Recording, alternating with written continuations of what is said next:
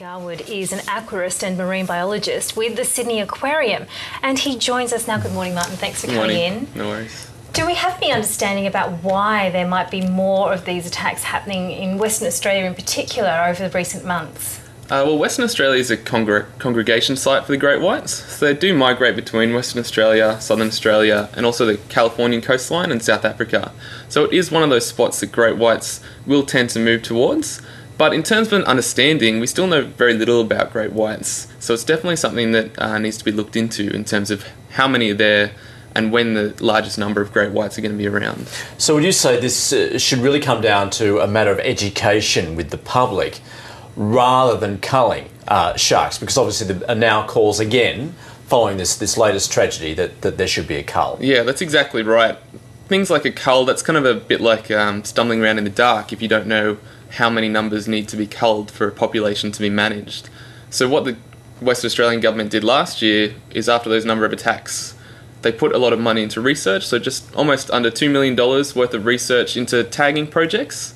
So looking into the real numbers, that then gives you an idea about what you actually need to manage this situation effectively. Because in terms of public education, everyone's very interested in these stories because we all have seen Jaws, we all know sharks are out there, so it innately is interesting to people. So just getting the message across that in terms of swimmer safety at the beach, you're going to be quite safe. So these attacks are always divers and surfers outside the realm of just between the flags on a nice sunny day at the beach. So what would be some of the factors to take into account in terms of trying to avoid a situation like this? Are there particular times of year or times of day that are, more likely to increase your chances of being attacked? Well, there are a few kind of common sense things that get bandied around a lot. So dawn and dusk is when sharks are most likely to be active. And in terms of summer, that's when most people are in the water. So it's not a higher risk from the sharks themselves, it's just a high percentage of people being there. So the likelihood of encountering a shark is higher.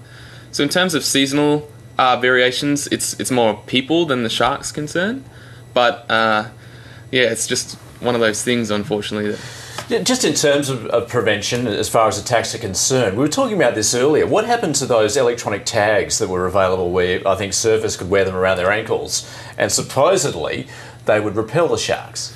Well, the shark shield, there is anecdotal evidence to say that they do work. The electrical current does tend to scare the sharks away, but unfortunately last I heard, a bit of an issue with the longevity of the technology. So using them in seawater all the time, they weren't a long-lasting product. So I think there's work being done on the technological side of trying to get that as a more effective method and a longer-lasting product, I guess. So bottom line is you're saying that humans should be modifying their behaviour rather than trying to modify the behaviour or in fact attack the sharks. That would definitely be a better solution to the problem, because unfortunately great whites are endangered and their populations have been in decline worldwide. So we need the research to show us whether those populations are increasing and what's going on. So unfortunately there's not quite the updated numbers on that.